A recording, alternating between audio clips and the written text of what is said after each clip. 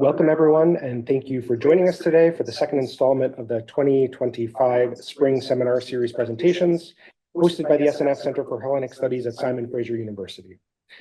My name is Evan Freeman. I'm Assistant Professor and Hellenic Canadian Congress of BC Chair in Hellenic Studies, in the Department of Global Humanities, and I will be moderating today's talk.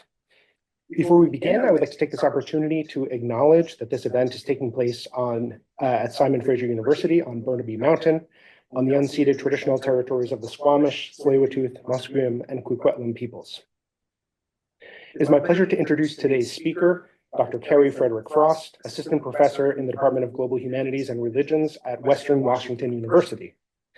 Dr. Frost is a scholar of modern Orthodox Christianity who researches women and mothers in the church, sacraments and practice, Christian material culture, and contemplative prayer. She completed her PhD in theology, ethics, and culture in the religious studies department at the University of Virginia.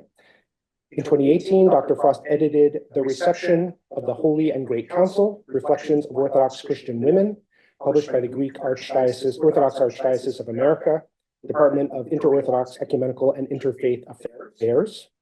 Dr. Frost is author of Maternal Body, A Theology of Incarnation from the Christian East, published by Paulus Press in 2019, and Church of Our Granddaughters, published by Cascade Books in 2023, as well as numerous other academic articles and book chapters on a range of topics. Today, Dr. Frost's talk is titled A Byzantine Order for Today, Renewing the Orthodox Christian Office of Deaconesses for the 21st Century. Please join me in welcoming Dr. Frost. Thank you. Thank you for that kind introduction, Evan, and thank you to the university and the center for having me here today. Thanks for people who are here in person and people who are here online as well. So the title of my talk is A Byzantine Order for Today, ? Renewing the Orthodox Christian Office of a Deaconess for the 21st Century. The first Orthodox deaconess of the 21st century, Deaconess Angelic Molen, was ordained in May 2024 in Harare, Zimbabwe. This is her in the photograph holding the chalice.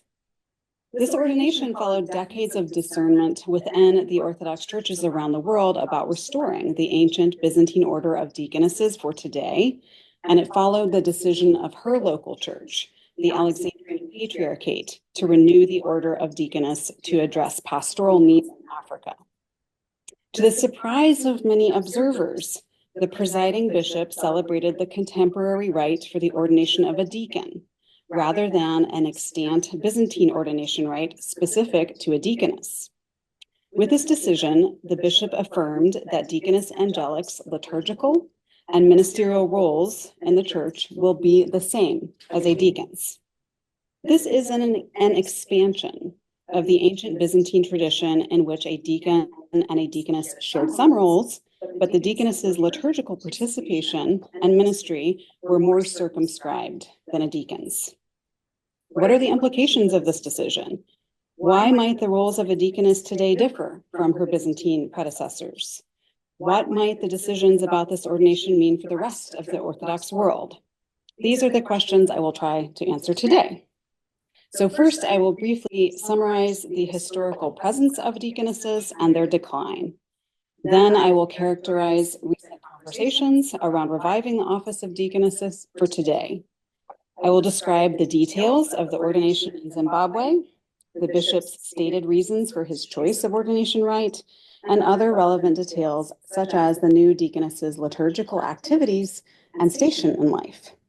Finally, I will offer observations and speculation on the consequences of the decision to use the ordination rite for a deacon on the ordination of future deaconesses in the Orthodox Church. So the historical deaconess. Many sources from the first 1,000 years of Christian history validate and illuminate the order of deaconess in the Orthodox Church. And this is important for a tradition like the Orthodox Church that places a great deal of value on precedent. St. Paul tells in his letter to the Romans of a deaconess Phoebe, quote, I commend you to our sister Phoebe, a deacon, diakonos, of the church at Cenchrea, so that you may welcome her in the Lord as is fitting for the saints, and help her in whatever she may require from you, for she has been a benefactor of many and myself as well," end quote. Though the orders of clergy were not fully formed in the first century, the Orthodox Church understands Phoebe to be a proto-member of what later developed into the ministry of the diaconate. As ecclesiology developed in the Christian East, the roles of the three ordained orders settled. The episcopate, the bishop, was the figure of unity and the defender of doctrine. The presbytery, the priests, was the local celebrant of the sacraments. And the diaconate, both deacons and deaconesses, was the order of diaconia, or service. Phoebe is understood as both a deaconess and a saint in the Orthodox Church. Note that the Greek word used to refer to Phoebe in Romans is diakonos, or deacon. Both the Greek diakonos and the feminized diakonissa were used interchangeably in the ancient church to refer to female members of the diaconate. I typically use deaconess in my own work, and I'll use it today because I find it to be an elegant term that quickly distinguishes between women and men in the diaconate. Inscriptions from the ancient world validate the understanding of Phoebe as a deaconess and provide further evidence of the presence of deaconesses in the early church. For example, a tombstone reads, quote, "Here lies the slave and bride of Christ, Sophia, the deacon, the second Phoebe." And another, "Here lies the deacon Maria of pious and blessed memory, who, according to the words of the apostle, raised children, sheltered guests, washed the feet of saints, and shared her bread with the needy. Remember her, O Lord, when she comes into your kingdom." In liturgical rubrics and architectural descriptions, the physical presence of a deaconess in the church and their participation in its liturgical life, including processions, is attested. Several canons of the church provide further witness to the presence of deaconesses in the ancient world. These canons address consequences if a deaconess betrays the confidence of the church and requirements such as age and marital status. For example, a canon from the 5th century stated, "A woman shall not receive the laying on of hands as a deaconess under 40 years of age, and then only after searching examination." Deaconesses were generally expected to be unmarried or maybe widowed, although, as is often the case in the canonical or historical record, there are exceptions. A formula for the ordination of a deaconess appears very early in church history in the 4th century apostolic constitutions. A full ordination rite for deaconesses is included in the earliest extant Book of Needs or Vlogion of the Church, the Barberini Codex from the 8th century. Deaconesses were ordained much like their male counterparts by the bishop at the altar during liturgy, and they received communion or the Eucharist with the rest of the clergy. The Barberini ordination includes a few phrases specific, though, to the office of deaconess. For example, this prayer: "Lord, Lord, who do not reject women offering themselves and wishing to minister in your holy houses in accordance with what is fitting, but receive them in an order of ministers. Bestow the grace of your Holy Spirit also on this your servant who wishes to offer herself to you, and fill her with the grace of the diaconate as you gave the grace of your diaconate to Phoebe, whom you called to the work of ministry."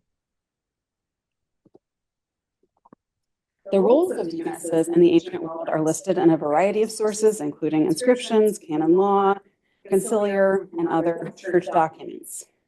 Some roles of deaconesses and deacons were gendered in accordance with the highly gender-divided ancient world, in which women in particular led private lives and only appeared in public in circumscribed situations. Therefore, deacons often ministered to men and deaconesses ministered to women. Deaconesses visited women in their homes, took the Eucharist to women who were ill, supervised women in the order of widows during liturgy, anointed and received women from the font during baptism, and escorted women while visiting a priest. But not all of these roles were gender determined. Both deacon and deaconess oversaw the philanthropic efforts of the church and ministering to the poor and the needy, serving as agents of the bishop in tasks of hospitality and philanthropy. By the late Byzantine era, fewer and fewer deaconesses were being ordained. They became scarce around the 12th century with only one-offs appearing here and there across the centuries since. The ordained order of deaconess was never banned or officially discontinued, and there are likely several contributing factors for this decline, including the monastic influence on parish liturgical life, which saw monastic ways of worship replacing cathedral rites, meaning parish settings. Liturgical conventions from a male monastic context left no space literally for the participation of deaconesses. Other factors may have included geopolitical pressure on the Byzantine Empire, as the Ottomans invaded, their sensibilities around women, which did not allow for engagement in worship and leadership, may have influenced the Orthodox Church, as well as the putative connection between women's bodies and impurity that grew in the late Byzantine era and included a false logic that if women were impure, they did not belong in the altar. It's revealing that the office of deacon also declined at this point. This was a time of change in ecclesiology in both ratios and roles. Previously, those serving in the ranks of the diaconate, both male and female, far outnumbered the other clerical orders. For example, at the time of Emperor Justinian in the 6th century, the staff of Hagia Sophia was limited to 60 priests, 100 deacons, 40 deaconesses, and 90 subdeacons. This ratio dramatically changed over the late Byzantine era when the number of priests grew to outnumber deacons and deaconesses, and the roles and responsibilities of the diaconate shifted to the priesthood. Subsequently, the male deacon, became a little more than a liturgical assistant or waypoint to the priesthood, rather than an ordained office with its own significance and role.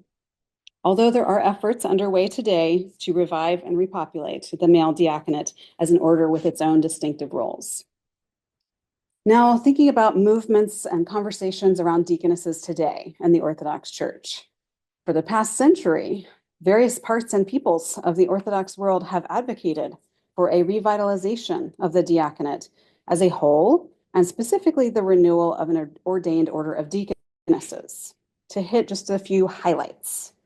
There was discussion in the 1917-18 Council of the Russian Orthodox Church about ordaining deaconesses, and that discussion was preemptively ended by the revolution. Late 20th century meetings of Orthodox leaders convened by the World Council of Churches advocated for the renewal of the Order of Deaconess, and the notable Pan-Orthodox consultation in Rhodes, Greece, attended by most of the Orthodox churches in the world in 1988, stated the following. The Apostolic Order of Deaconesses should be revived. Such a revival would represent a positive response to the many needs and demands of the contemporary world in many spheres. Building on these and other calls from the Orthodox community to reinstate the Order of Deaconess, a U.S. nonprofit was founded in 2013 to expressly advocate for ordaining deaconesses again, the St. Phoebe Center of the Deaconess, of which I am the current chair.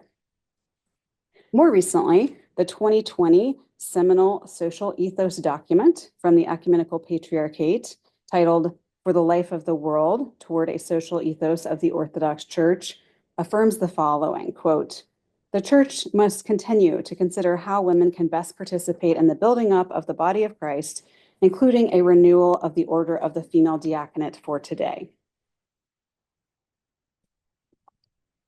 No official church-convened meeting, such as the Rhodes Consultation, nor church-issued document, such as For the Life of the World, has ever stated the opposite, that there ought not be deaconesses in the Orthodox Church again today. Why is this movement to have deaconesses again sprouted and really rapidly grown, especially in the last few decades? For one thing, the changing status of women in society and other churches has inspired new questions regarding the status of women within the Orthodox Church.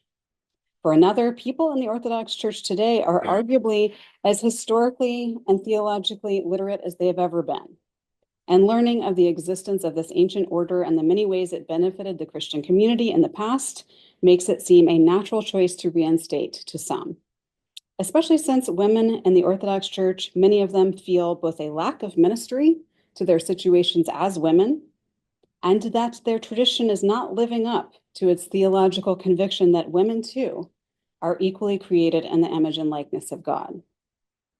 Indeed, the biggest theme among advocates for deaconesses today is that the church needs deaconesses to fill an enormous gap in woman-to-woman ministry, and also needs deaconesses so that the entire church can benefit from the blessing of ordained women in ministry.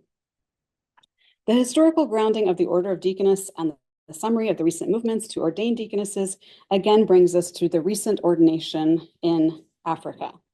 Before describing that development, an explanation of the structure of the Orthodox Church is required.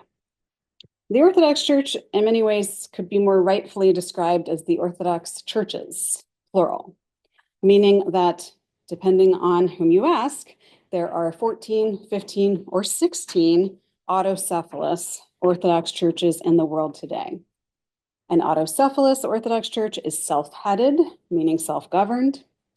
Outside of core doctrinal teachings, which are held in common across these Orthodox churches, each autocephalous church is free to make pastoral decisions that best serve its local needs, which are not assumed to be the same across the Orthodox churches. So now to the African ordination. The Alexandrian Patriarchate, which is the ancient autocephalous Orthodox Church in the continent of Africa, began to restore the order of deaconesses beginning in 2016, when its synod, its governing body of bishops, unanimously voted to begin the process.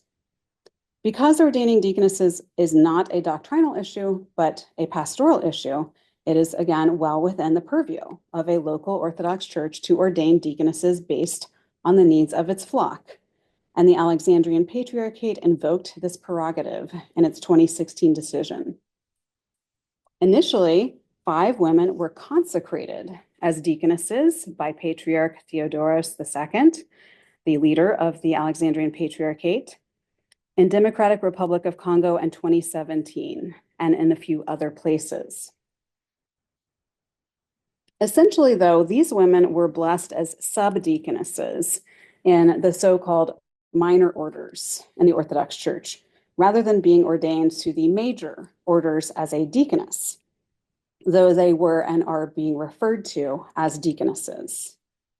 This was a departure from the historical ordained status of deaconesses, and it was done to appease wealthy groups in Greece who threatened to withdraw financial funding to the Alexandrian Patriarchate, which is not financially self-sufficient, if an ordination took place. This distinction between consecration and ordination and so-called minor and major orders is meaningful in Orthodox ecclesiology because of the conferral of greater authority, connection to the Eucharist, and the role of the Holy Spirit that is part of ordination. It is also meaningful within Orthodox history because the role of the deaconess was historically an ordained one. The movement to restore the office of deaconesses in Africa did not stop, though, after these 2017 consecrations. Deaconess Angelic Molen was ordained on Holy Thursday, May 2nd, 2024, in Harare, Zimbabwe. The ordination of Deaconess Angelic took place with the explicit and written blessing of Patriarch Theodoros II, the head bishop of the Alexandrian Church, and with the full support of her parish's clergy and faithful, and with the faith and confidence of the ordaining bishop, His Eminence Metropolitan Seraphim of Zimbabwe. About 20 scholars from around the world working on matters of women in the church were invited to attend the ordination, but only myself, along with my oldest daughter, were present, which was a wonderful thing to experience. I will recount the details of the ordination from my firsthand observations, as well as conversations with both the bishop and the deaconess herself. The ordination took place in the home church of the deaconess, St. Nectarios Mission Church in Harare, Zimbabwe. Just before the Divine Liturgy on May 2nd, Metropolitan Seraphim consecrated Angelic Molen as a reader and as a subdeaconess, consecrating a diaconate candidate to these so-called minor orders of reader and subdeaconess before ordaining the candidate to the diaconate is a fairly typical contemporary Orthodox practice, which has come to see a sort of ladder of ascent through the clerical orders even though this linear progression through the ranks is not anchored in ancient precedent and is criticized today for creating a misleading sense of prerequisites to the clerical orders. Still, in doing so, Metropolitan Seraphim was mirroring what typically takes place today when a deacon is ordained. Immediately after, the ordination itself took place, as ordinations do, during the liturgy at the altar. And Deaconess Angelic was vested in the same clothing as a deacon. The ordination service was the rite used for deacons from the service book of the Holy Orthodox Catholic Apostolic Church, published by the Antiochian Orthodox Christian Archdiocese of North America in 1983, based on the Isabel Florence Hapgood translation from 1906 of mostly Church Slavonic sources. This English service book is widely used across Orthodox jurisdictions in the United States. This detail is not just inside baseball. It's a really significant detail to this ordination. Metropolitan Seraphim could have used an extant rite for the ordination of a deaconess from the ancient world. For example, the Barberini Codex that I mentioned earlier. The Metropolitan chose instead to use the rite for a deacon precisely for that reason. It is the rite of a deacon. According to him, this was the natural choice. Minimal changes were made to the language of the rite, including shifting masculine pronouns to feminine in reference to the ordinand, and the addition of a reference to Saint Phoebe alongside the reference that's present in the rite to Saint Stephen, the first century saint venerated as the church's first deacon. By using the ordination rite for a deacon, Metropolitan Seraphim established the same liturgical office for deacons and deaconesses today. This was witnessed during the Divine Liturgy on May 2nd, when Deaconess Angelic read petitions, proclaimed the gospel, and distributed communion to the faithful, men, women, and children. And that's what we see in the photograph here. And these are all liturgical roles held by a deacon.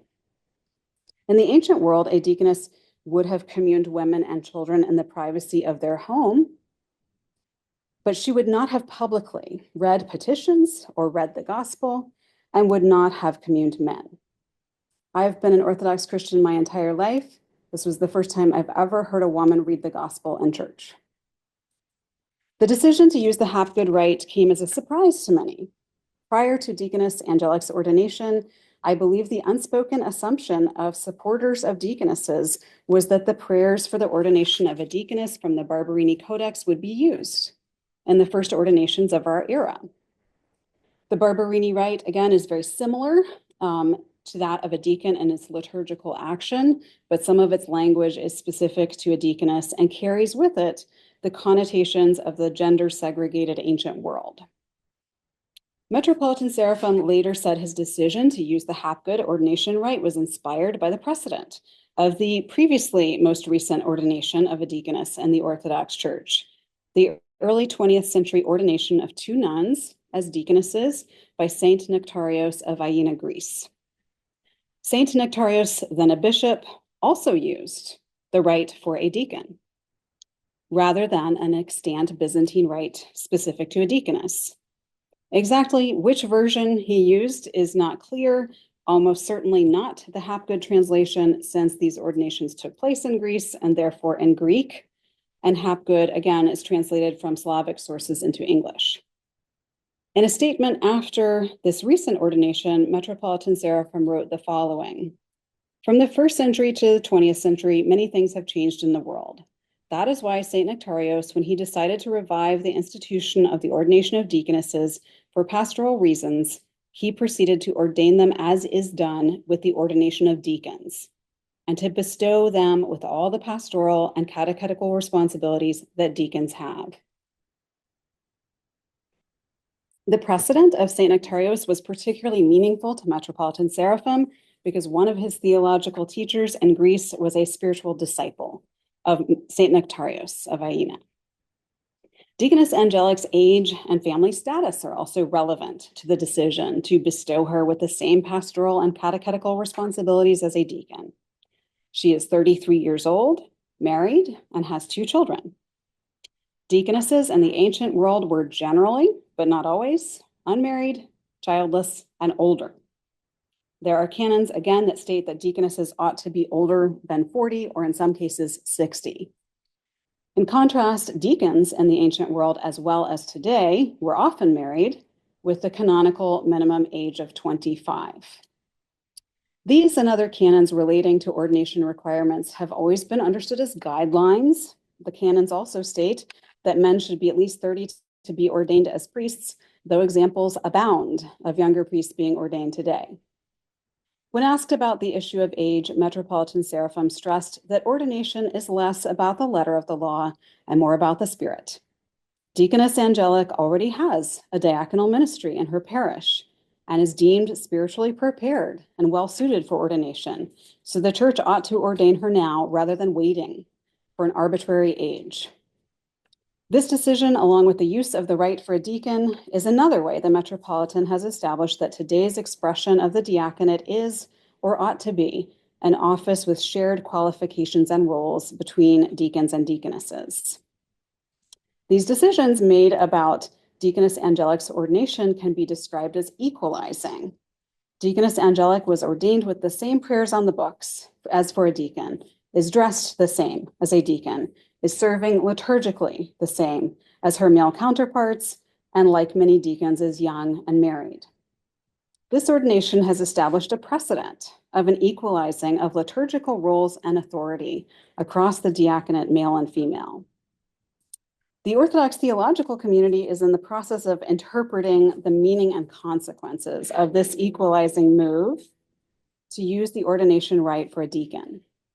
American scholar and supporter of deaconesses, Valerie Carrie, has suggested that the decision to use the rite for a deacon is quite natural because it constitutes only contextual, not qualitative change.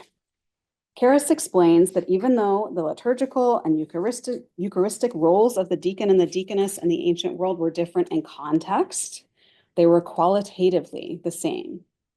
For example, ancient world deaconesses took the Eucharist to women in their homes, but did not distribute the Eucharist in public liturgies. The difference is context, private home versus public church, which was determined by the cultural mores of the time. But the action of distributing the Eucharist is qualitatively the same.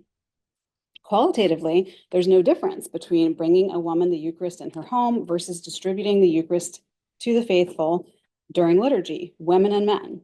It's only the context that has changed.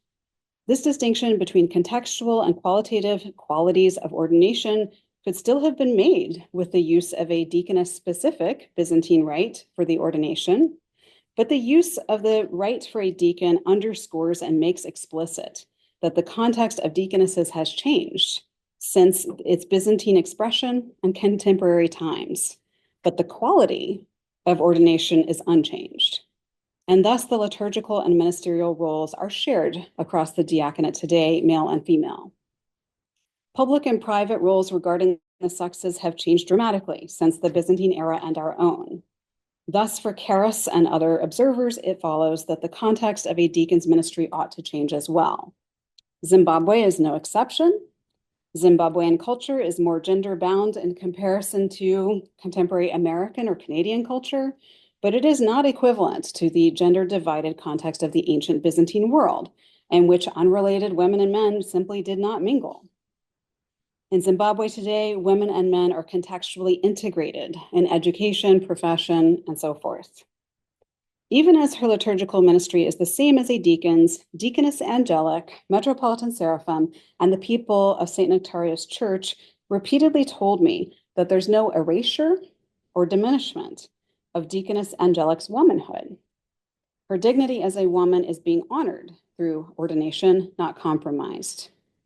Even as she shares her liturgical ministry with male deacons, it is very much expected that Deaconess Angelic will bring her feminine perspectives and experiences to this pastoral ministry. Her ministry so far has been short. She's been ordained for 9 some months, but so far it includes both traditionally gendered activities and transcends those activities. For example, she's overseeing the program for feeding local hungry children while also supervising the Women's Guild at her parish, both of which are traditionally women's roles in Zimbabwe. At the same time, she's engaged in public ministries that are nearly always held by men, such as representing the Greek Orthodox Archbishop of Zimbabwe at the Zimbabwe Council of Churches General Assembly, and at the All Africa Conference of Churches Consultation on Migration, Trafficking, and Modern Slavery. Because Deaconess Angelic is the first deaconess of our own time, Metropolitan Seraphim elevated her to the rank of Archdeaconess 2 days later, on May 4th, 2024, using the relevant prayers in the same service book that are used for a deacon. She was given the additional name Phoebe in honor of the first deaconess saint, and thus now has the full title of Archdeaconess Angelic Phoebe. Since our talk, though, is focused on her ordination and its significance, not her elevation, I'm referring to her as simply Deaconess Angelic. By using the same rite as a deacon and assigning Deaconess Angelic the same liturgical roles as a deacon, the Alexandrian Patriarchate has made clear that the first ordained deaconess of the 21st century has the same authority, oversight, and support of the Orthodox Church as a man ordained to the diaconate.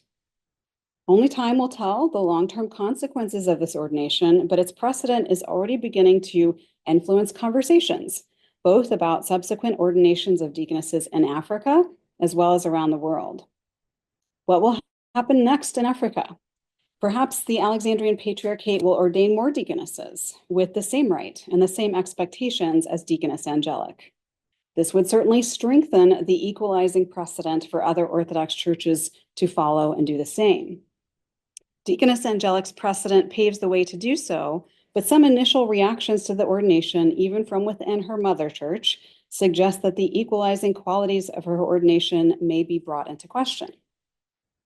Patriarch Theodoros, who again in April 2023 gave his written blessing for Deaconess Angelic's ordination, released a statement a week after the ordination affirming it and stressing the need for deaconesses in Africa, but also suggesting the need for formalization of the process and the roles of deaconesses.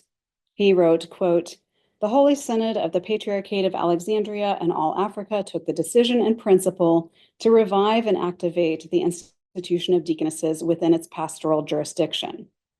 However, this decision was referred for further study to finalize the individual details, such as the vestment, the way of ministry, and the functional position of the deaconess in the life of the church today."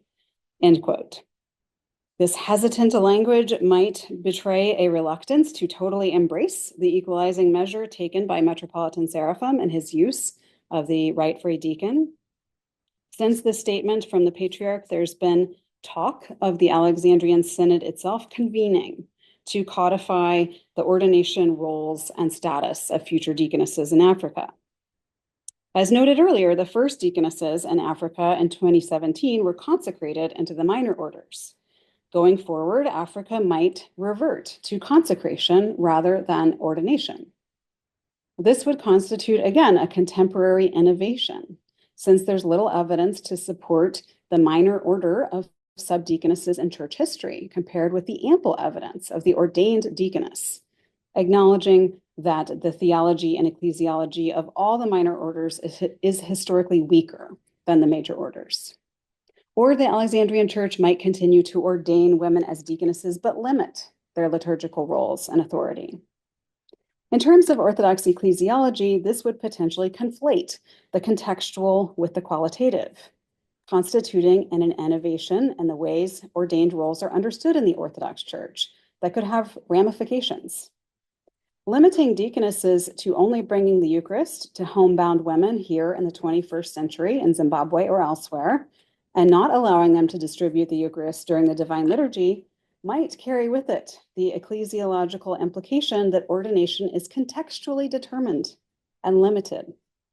This would be a new development in Orthodox ecclesiology, which understands ordination, as not contextually constrained.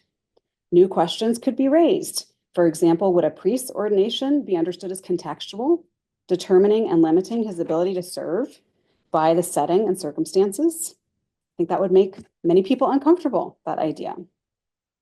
As of this writing, the Alexandrian Patriarchate has taken no further action, neither ordaining more deaconesses nor codifying, limiting or not their liturgical or pastoral roles.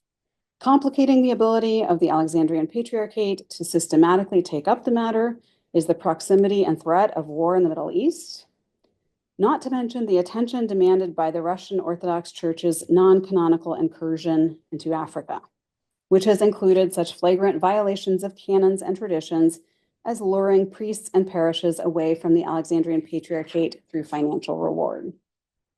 What will happen next in the rest of the Orthodox world? What is the significance of the ordination of Deaconess Angelic and the rites celebrated in other Orthodox churches? The clearest and most indisputable precedent set by the ordination in Zimbabwe is that reviving the ordained order of deaconess is a local decision based on the governance of any one autocephalous or local church.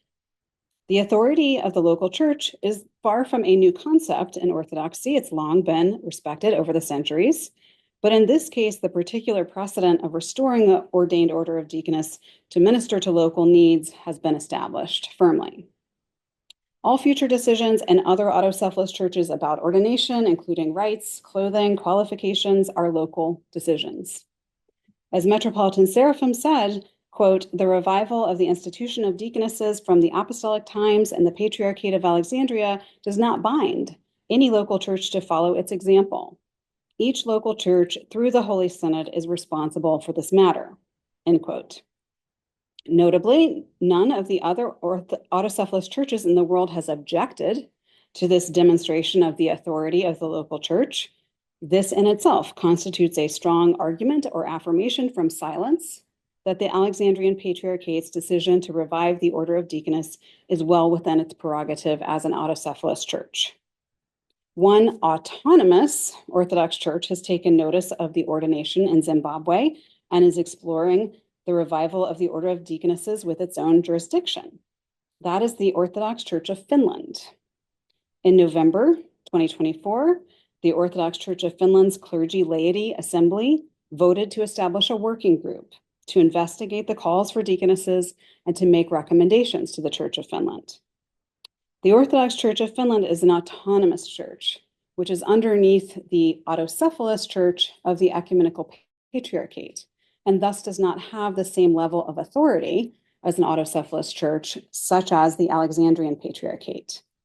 However, Ecumenical Patriarch Bartholomew, the primate of the Ecumenical Patriarchate, has repeatedly affirmed that restoring the order of deaconesses is a promising possibility, including in the For the Life of the World Social Ethos document quoted earlier. Informing the Church of Finland's situation are both progressive attitudes about women in Finnish society, along with the Orthodox Church's status as a state church beside the Lutheran Church, which means that the Orthodox Church must include certain percentages of women in its governing bodies, such as clergy laity. These factors, along with the precedent in Zimbabwe, may smooth the way to restore the order of deaconess in Finland and may make it appealing to use the contemporary rite for ordaining a deacon as well. The ordination of Deaconess Angelic is also having effects outside of the Orthodox Church. The Roman Catholic Church is also in a time of discernment regarding women in the diaconate. The Orthodox ordination in Zimbabwe took place during preparations for the Synod on Synodality, which was held in Rome 5 months later. And the ordination was invoked in synodal conversations as support of the Catholic movement for ordaining women deacons. It first seemed that no mention of women deacons would be made in the final document from the Synod, but this clause was ultimately included after lively conversation in Rome. Quote, "There's no reason or impediment that should prevent women from carrying out leadership roles in the church. What comes from the Holy Spirit cannot be stopped.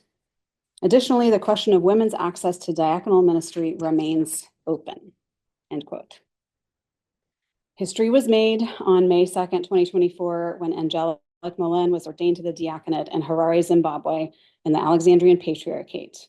And the use of the rite for a deacon has set a precedent for future deaconesses to also share in the same liturgical and ministerial roles as their deacon peers. The precise consequences of the use of this equalizing language within and outside of Africa will come to light over time, but will surely influence future conversations about ordaining deaconesses elsewhere. Thank you.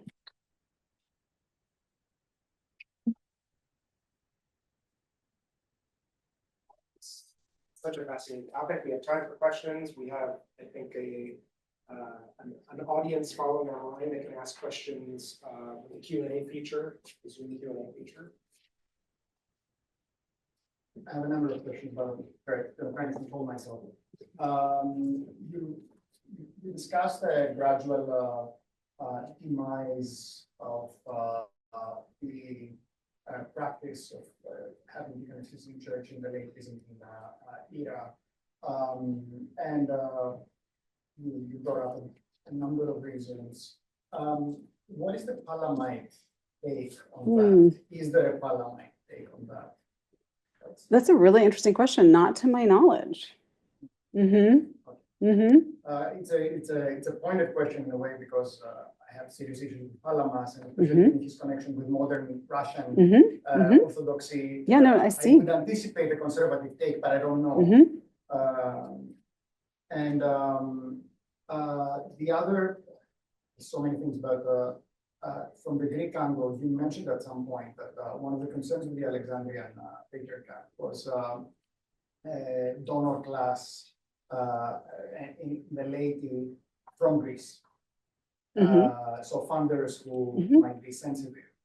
Do we know anything about the connections of those funders with factions within Greece and their connections with the Russian Orthodox? It's a situation where details are hazy and letters are passed around in private. Just to be clear, it's not the official Church of Greece, just to be totally clear about that, right? That is threatening to withhold support, but it is groups that have ties to Mount Athos. Okay, I see. Okay, so it's not necessarily from the laity of Alexandria with links to Greece. I don't think so. Okay. I'll stop for now. Okay. Allow others to step in. Any questions? You mentioned the monastic community. I wonder if I could use that as my springboard. Does it not occur? I mean, there are communities of religious women in the Orthodox Church, but it doesn't seem as if this office is in mind that a mother superior or whatever under a monastic community would have this office. Well, historically, the kind of last remnants of the female diaconate in the late Byzantine era were nuns. That's where it kind of remained until it basically vanished. But that was like kind of the last stronghold. And there are many people who think that it makes perfect sense for nuns to have that authority and support. They're often already doing liturgical things in the altar out of necessity. And there's a way in which it would just be quite natural to ordain nuns as deaconesses for exactly the reasons you're thinking of. You mentioned the nuns ordained by Saint Nectarios, which is often mentioned, but do we know much more about them or what their role was? Or? We don't have a lot of information. It took me years to even find out their names, which I'm probably not going to be able to remember accurately right now, but that's how little information there is. But again, this kind of oral legacy from Saint Nectarios to theological teachers in Greece to Metropolitan Seraphim suggests that they had full liturgical roles like a deacon and had the same degree of authority in all their other ministries. And again, that was one of the reasons Metropolitan Seraphim chose to use the same ordination rite. Was there pushback when Saint Nectarios ordained? Yes, there was.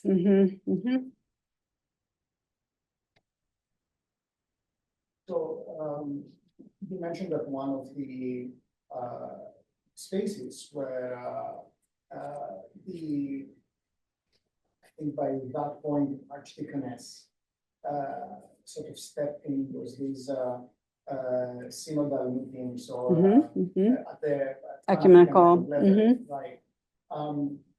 Does this then open, here I have completely ignorance, a space for women to step into debating and dialoguing roles within the management of the Orthodox Church? Or does this already exist through laity or through nuns stepping into those meetings? I don't know who participates in those meetings. And you're particularly talking about the ecumenical kind of meetings Yes. with larger churches and what that does for women's Yes. ability to talk within the Orthodox Church. And pastoral and mhm, presence, right? I would say that's one of the stories of the last 30 or 40 years in the Orthodox Church, is women entering exactly those roles, and being, you know, like we have a woman who's the diplomatic representative to the Vatican right now.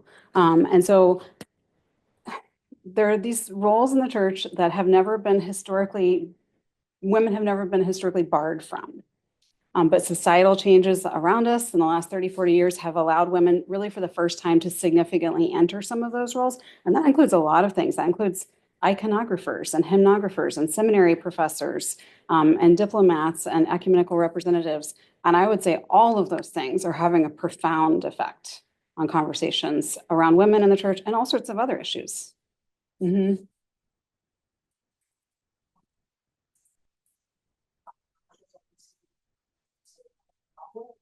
Terms of seeing a more prominent role of women that would bring more change and perhaps groups reacting strongly to it? Yes, yeah. There have been strong reactions, yes. I mean, as I said, there have been no official church reactions, and I think that's really important and revealing. But as we all know, you know, anyone's an authority when they have a keyboard on the internet. And I would say that's where the negative reactions have come, is the keyboard warrior kind of place. Background class, any in terms of the modern profile of who would serve and compare it to the pre-modern profile? Interesting. Well, that's up to the Autocephalous Church, you know, what sort of requirements they want to set out. But I will say that the St. Phoebe Center that I mentioned, the U.S. nonprofit that specifically advocates for deaconesses, prepared a proposed set of guidelines for how to go about reinstituting this office. And that does include educational requirements and so forth. And the hope with even just preparing that is to expand the imagination of people, of, because I think that's one of the issues, is it's hard to think about what this would look like or how it would happen. So those sorts of details are included there. Will they be adopted? Who knows? Yeah, in May, at the Frederick Society of America, I heard a very interesting presentation by a fellow about the role of women in the 19th century Methodist churches, both Black and non-Black in the United States, and how, despite the very active role of women at the beginning of the 19th century, the biblical prescriptions against women speaking in church were used to muzzle them. And you don't actually talk much in this presentation about the descriptions of the biblical roles, or conversely, those that talk about and the biblical prescription of women speaking, and yet the homiletic role that they're given with the office of deaconess. Do you feel that biblical? Sure. Well, I think one of the things that's so different is that in the Methodist world, the Bible is given, Scripture is given just such a place of primacy.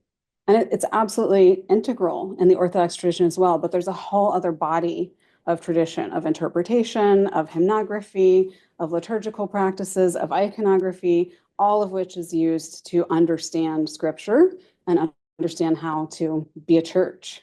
So that particular issue of women not speaking at church has really not been raised in that way, in a parallel way, in the Orthodox conversation. Does that make sense? I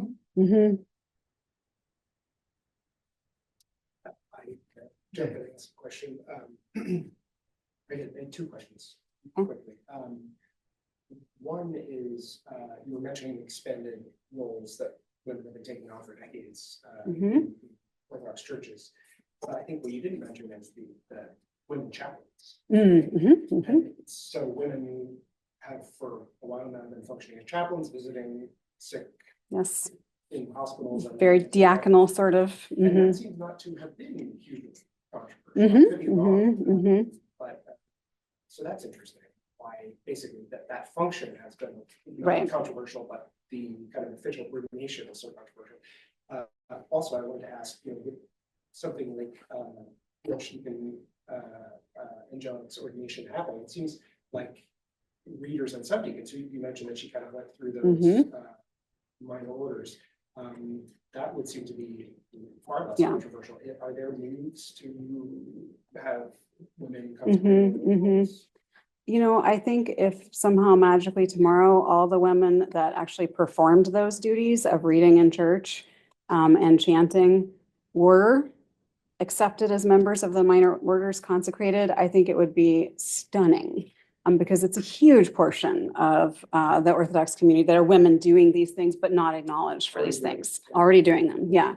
And so, yes, there are definitely groups that are working on that. I would like to see more. And, interestingly, in the 80s, there was kind of a moment when the Rhodes consultation took place that was so affirmative about having deaconesses, where many women in the US and elsewhere were consecrated as readers or chanters. And so there's this kind of one generation, and then for, I think, lots of different reasons, there was an ebb, and I'm hoping there'll be a, uptick. So there is. It's a bit of a tangential question, but when we were discussing the roles of deaconesses and the earlier gender kind of divide and roles, I was thinking of a very different depth, saints like Saint Bartholomew, and the idea of the healing saint, male saint, who also when dealing with women, very, of course, especially these very different, invokes another sort of spirit, a feminine spirit, who comes in and deals with the women who need help. And I've always thought that this was basically part of the, there were women obstetricians in the late Roman world, so that the divide was more on the medical side of things. But I kind of get a sense that here we may have the overlap of a medical divide with church functions divide coming into the picture, where it's just an observation. And thank you for invoking this. It's an interesting one. Yeah, and it makes me think of, we have various examples of a few deaconesses, but also a few abbesses, women monastics who served as confessors. And they were not doing the absolution, they were not doing the sacramental part, but they were hearing confession from women. And so that's part of the conversation today about what the diaconate might look like, is this possibility of having women hear women's confessions, which to many women is appealing. Yeah.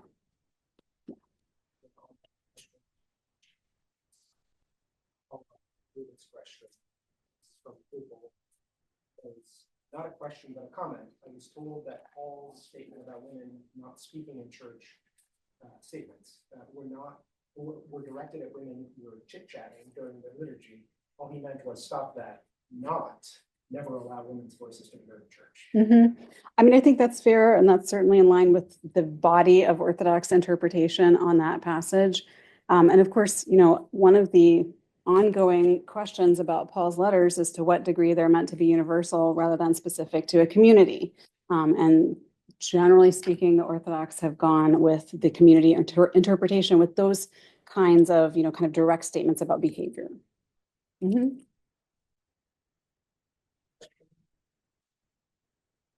that case, I want to thank everyone for attending this talk, both in person and online. Before we conclude, I want to note that the schedule of talks for our spring semester is available on our website, www.sfu.ca/Hellenic-studies. We're looking forward to welcoming Dr. Roland Betancourt next Friday, a week from today, January 31st. Dr. Betancourt will be speaking to us about queer fragments of Byzantium. Looking a little bit further ahead, on February 4th, we'll be hosting a special Yephira lecture by Dr. Leon Saltiel, together with the Vancouver Holocaust Education Center. Dr. Saltiel will present a talk titled Maternal Words, Community Anguish, Intimate Family Correspondence on the Eve of the Holocaust in Thessaloniki. So we look forward to seeing you there. And let's conclude by thanking Dr. Frost once again. My pleasure. Thank you. Thank you.